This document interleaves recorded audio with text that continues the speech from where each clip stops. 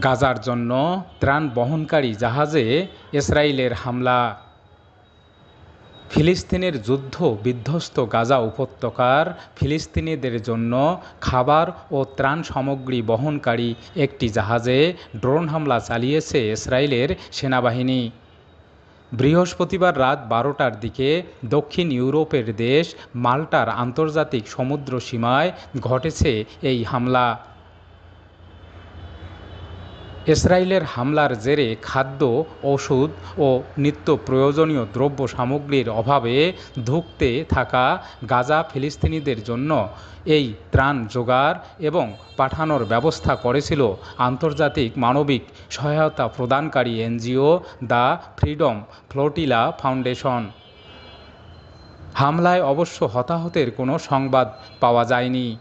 এক বিবৃতিতে freedom flotilla ও ফাউন্ডেশনের পক্ষ থেকে বলা হয়েছে, বৃহস্পতিবার স্থানীয় সময় রাত 12টার দিকে মাল্টার আন্তর্জাতিক সমুদ্র সীমা দিয়ে চলমান অবস্থায় ফ্রিডম ফ্লোটিলা ফাউন্ডেশনের ত্রাণবাহী জাহাজে সরাসরি হামলা করা হয়। দুটি সশস্ত্র ড্রোন জাহাজটির সামনের দিকে আঘাত হানে। এতে জাহাজটির সামনের দিকে আগুন ধরে যায় এবং বড় গর্তের সৃষ্টি হয়।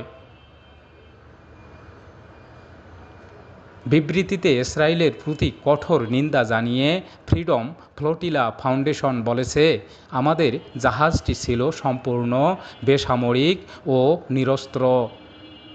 গাজার অসহায় ফিলিস্তিনিদের জন্য খাবার ও ত্রাণ সামগ্রী ছিল সেখানে। এফের কয়েকটি সদস্য দেশের প্রতিনিধিরা ছিলেন সেখানে। এ ধরনের হামলায় তাদের প্রাণহানি ঘটতে পারত। কোনো দেশের আন্তর্জাতিক সমুদ্র সীমায় বেসামরিক নৌযানকে লক্ষ্য করে আঘাত করা আন্তর্জাতিক আইনের গুরুতর লঙ্ঘন এবং মাল্টার সরকারের প্রতি আমাদের আহ্বান ইসরায়েলের রাষ্ট্রদূতকে তলব করে যে এ ইস্যুতে দেশটির কাছে জবাবদিহিতা চাওয়া হয়। এদিকে মাল্টার সরকারের পক্ষ থেকে প্রদান করা এক বিবৃতিতে বলা হয়েছে, জাহাজের মূল ইঞ্জিন ও জেনারেটরের আঘাত লেগেছে, জাহাজটিতে আগুন ধরে গিয়েছিল।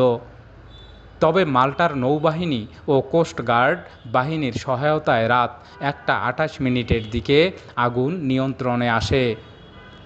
জাহাজটিতে মোট 12 জন ক্রু এবং 4 জন বেসামরিক যাত্রী ছিলেন। তাদের সবাই অক্ষত রয়েছেন। রাত 2:13 তাদের মাল্টার বন্দরে নিয়ে আসা হয়েছে।